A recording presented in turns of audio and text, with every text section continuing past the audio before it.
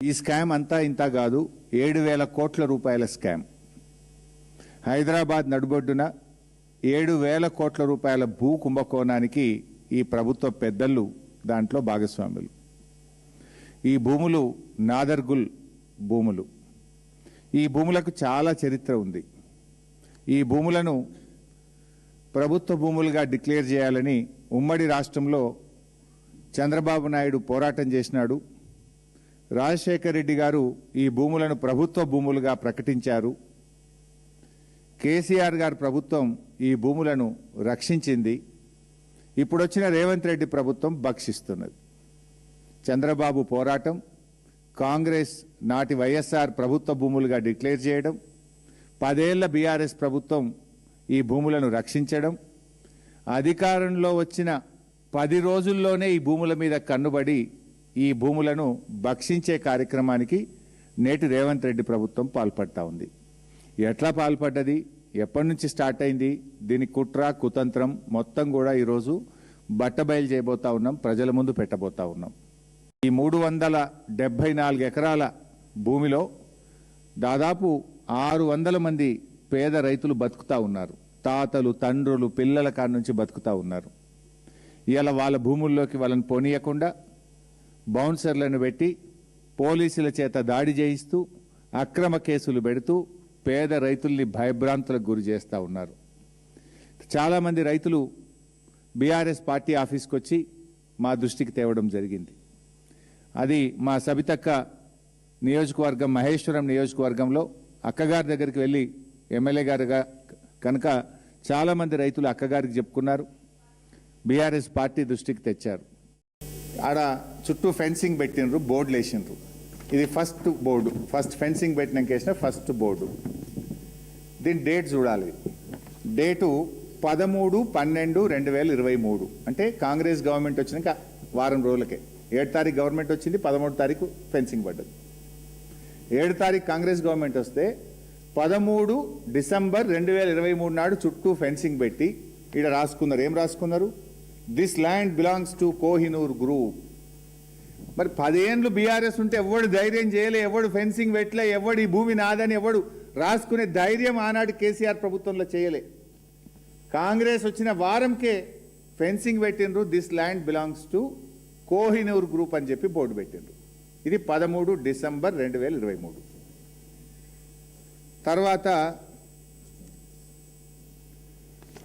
31 March 2026 ఇందులో ఏముంది? This land belongs to MEIL and Shilpa infra.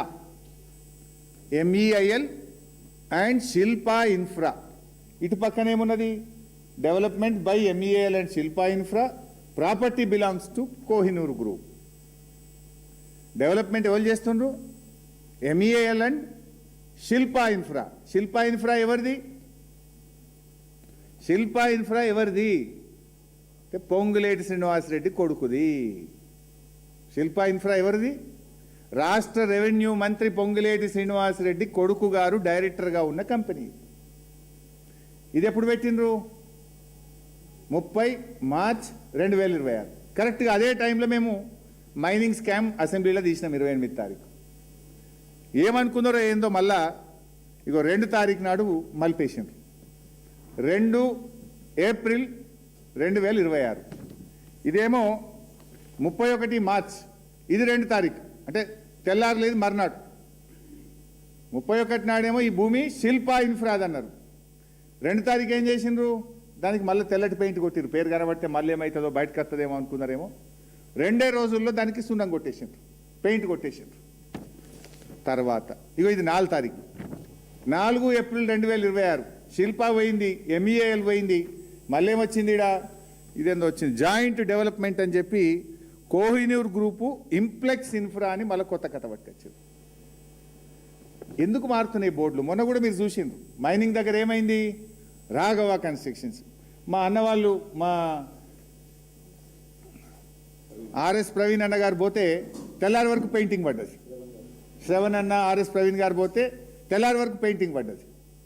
ఈడ కూడా ఏమైంది? శిల్పా ఇన్ఫ్రా తెల్లారి వరకు పెయింటింగ్, మళ్ళా మర్నాటి వరకు మళ్ళీ కూడా వచ్చేసిండు.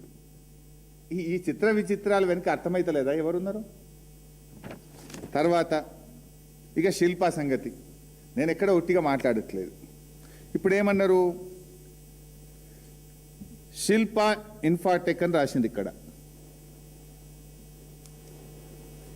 శిల్పా ఇన్ఫ్రా అని రాసింది ఇక్కడ. ఇది మేము అందులోకి పోయినాం, ఏది ఆ కంపెనీ యాక్ట్లో పోయి ప్రింట్అవుట్ తీసినాం. ఇది Shilpa infra limited, Shilpa infra limited. ఇందులో ఎవరు డైరెక్టర్లుగా ఉన్నారు? శిల్పా ఇన్ఫ్రా లిమిటెడ్లో ఎవరు డైరెక్టర్లుగా ఉన్నారు చూస్తే సింగిరెడ్డి రమాదేవి, సింగిరెడ్డి చంద్రమోహన్ రెడ్డి రాస్తూ కింద మూడో డైరెక్టరు శిల్పా రాఘవ వెంచర్స్. ఇద్దరేమో పేర్లు ఉన్నాయి, మూడోదేమో శిల్పా రాఘవ వెంచర్స్. ఇది మూడోది. ఈ శిల్పా ఇన్ఫ్రాలో ఎవరు పార్ట్నర్లు, ఎవరు డైరెక్టర్లు అంటే సింగిరెడ్డి రమాదేవి, సింగిరెడ్డి చంద్రమోహన్ రెడ్డి, అదేవిధంగా Shilpa Raghava ventures LLP, Shilpa Raghava ventures LLP కూడా ఒక డైరెక్టర్ ఈ కంపెనీలో. దెన్ మేము శిల్పా రాఘవ ఎల్ఎల్పికి పోయినాం. ఇది శిల్పా రాఘవ ఎల్ఎల్పి. దీంట్లో ఎవరు డైరెక్టర్లు అని ప్రింట్అవుట్ తీసినాం. అది అందరికీ యాక్సెసిబుల్, ఇది ఎవరైనా వెళ్ళి ఓపెన్గా చూసుకోవచ్చు, ఇందులో సీక్రెట్ ఏం లేదు. శిల్పా రాఘవ ఎల్ఎల్పికి పోయి దీంట్లో ఎవరు డైరెక్టర్లు అని తీసినాం. దీంట్లో తీస్తే ఎవరు వెళ్ళినరు అంటే పొంగిలేటి హర్షారెడ్డి, పొంగిలేటి లోహిత్ రెడ్డి, పొంగిలేటి సప్నీ రెడ్డి డైరెక్టర్. ఇంక ఇప్పుడు ఏమర్థమైంది, ఈ భూములకి ఎవరున్నారు? శిల్పా ఇన్ఫ్రా అంటే పొంగిలేటి కుటుంబ సభ్యులు ఈ నాదర్గుల్ భూముల వెనుక ఉన్నారని స్పష్టంగా బట్టబయలైపోయింది. రెండవది, ఇందులో కామన్ డైరెక్టర్ ఉన్నారు. మళ్ళా ఒక రెండు పేర్లు, ఏవి, సింగిరెడ్డి చంద్రమోహన్ రెడ్డి, సింగిరెడ్డి రమాదేవి అనే రెండు పేర్లు అందులో ఉన్నాయి, ఇంట్లో కూడా ఉన్నాయి. అంటే దీన్ని బట్టి ఏమర్థమవుతుంది ఈ భూముల వెనుక? అందుకే ఆర్డీఓ ఎందుకు కొట్టేస్తలేడు, హైడ్రా ఎందుకు స్పందిస్తలేదు అంటే రెవెన్యూ మంత్రి కుటుంబ సభ్యులే ఈ భూముల వెనుకున్నాక ఆర్డీఓ కదులుతాడా? రెవెన్యూ మంత్రి కుటుంబ సభ్యులే ఉన్నాక ఇక పోలీసు వాళ్ళు, ఇప్పుడు అమ్మ చెప్పింది ఏమన్నది, మన కౌసల్య ఏమన్నది, కౌసల్య కానీ మమత కానీ పోలీసు వాళ్ళు వచ్చి మమ్మల్ని బెదిరిస్తుంది సార్, మా మీద కేసు పెడుతుంది సార్ అన్నారు. అంటే భూములు రక్షకులే భక్షకులు అయిపోయింది. రక్షించాల్సిన రక్షకులు కబ్జాదారుల పక్షపాతం వహిస్తున్నారు, కబ్జాదారులకు కొమ్ము కాస్తున్నారు. అందుకే భూములను కస్టోడియన్గా ఉన్న ఆర్డీఓ, ల్యాండ్ రెవెన్యూ ట్రిబ్యునల్ చైర్మన్గా ఆ భూములను కాపాడాల్సిన ఆర్డీఓ మౌనంగా ఎందుకుంటున్నాడు? పైన రెవెన్యూ మంత్రి గారి కుటుంబ సభ్యులు ఉంటే పాపం చిన్న అధికారి ఆర్డీఓ ఏం చేయగలుగుతాడు? ఆ సంగతి కూడా చెప్పాలి. ఇప్పుడు ఈ 374 ఎకరాల్లో లచ్చమ్మకుంటున్నది ఒకటి, ఈ భూమి మధ్యలో లచ్చమ్మకుంటున్నది. ఈ లచ్చమ్మకుంట FTL 17 ఎకరాలు, 6 ఎకరాలు బఫర్ జోన్, అంటే మొత్తం 23 ఎకరాల చెరువు ఉన్నది. ఆ 23 ఎకరాల చెరువు కింద 150 ఎకరాల ఆయకట్టు ఉన్నది. ఇప్పుడు ఈ కంపెనీలు ఏం చేస్తున్నాయి? అసలు ఈ కంపెనీలకు హక్కే లేదు. ల్యాండ్ సీలింగ్ యాక్ట్ ప్రకారం there is no right for any sale deed or any agreement, any land purchase sale deed.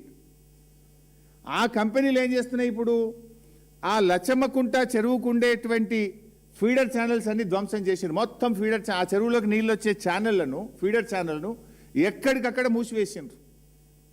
అయినా ఇప్పుడు ఈ నిమిషానికి పోతే కూడా లచ్చమ్మకుంట చెరువులో నీళ్లు ఉన్నాయి. వర్షపు నీరంతా అలాగే పోతుంది. ఇప్పుడు ఇయాల పోయి చూస్తే కూడా లచ్చమ్మకుంట చెరువులో నీళ్లు ఉన్నాయి.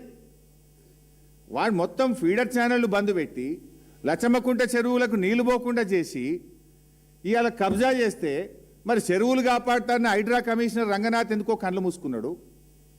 ఏం రంగనాథ్, నీకు చెవులు వినబడతలేవా? ఇప్పుడు నేను అడుగుతున్నా, రేపు పొద్దుగాలవా? నువ్వు పోతావా, నేను పోవాలనా? నువ్వు పోకపోతే నేను పోతా రేపు పొద్దుగాల, మా ఎమ్మెల్యేలను తీసుకొని, మా పార్టీ పోతుంది. ఆ రేకులు ఆ కాంపౌండ్ వాళ్ళు పడగొట్టు, చెరువును పునరుద్ధరించు, చెరువు ఫీడర్ ఛానల్ సరిచేయి, వాళ్ళందరినీ అరెస్ట్ చేయి. పేదోళ్ళని మాత్రం అరెస్ట్ చేస్తావు, వీళ్ళ తెరువు ఎందుకో పోవు, ఎందుకో ధైర్యం వస్తలేదు మిస్టర్ రంగనాథ్. అయితే ఇక్కడ ఇంకా విషయం ఏంటంటే, లచ్చమ్మకుంట నిండితే ఎక్కడికి పోతాయి? లచ్చమ్మకుంట నిండిన తర్వాత వరద నీళ్లు నాన్ చెరువుకు పోతాయి, మర్రివాణి కుంటకు పోతాయి, అక్కడి నుంచి రెడ్డి కుంటకు పోతాయి, అక్కడి నుంచి సున్నం చెరువు నాలాల పడతాయి, ఆ తర్వాత ఇంజావూరు మాసం చెరువు వరకు ఈ నీళ్లు పోవాలి. ఇప్పుడు మొత్తం బంద్ పెట్టిండ్రు. ఇప్పుడు లచ్చమ్మకుంటకు నీళ్ళు రాణిస్తలేరు, లచమ్మకుంటకేలి నాన్ చెరువు మరివానికుంట రెడ్డికుంట ఇంజావూరు మాసం చెరువు వరకు నీళ్లు పోకుండా ఎక్కడికక్కడ ఫీడర్ ఛానళ్ళను ధ్వంసం చేసి పడేసిండ్రు. మరి ఇన్ని చెరువులు హైదరాబాద్లో హైడ్రా వచ్చినాక ఈ చెరువులు ధ్వంసమవుతుంటే ఫీడర్ ఛానళ్లు మూతబడుతుంటే హైడ్రా నిద్రపోతుందా? వినబట్టలేదా? ఎందుకు హైడ్రా స్పందించదు? గరీబోళ్ళ ఇల్లు కూలగొట్టడానికి, పెద్ద పెద్ద వాళ్ళకి కబ్జాలు చేయడానికి మాత్రమే హైడ్రా పనిచేస్తుందా?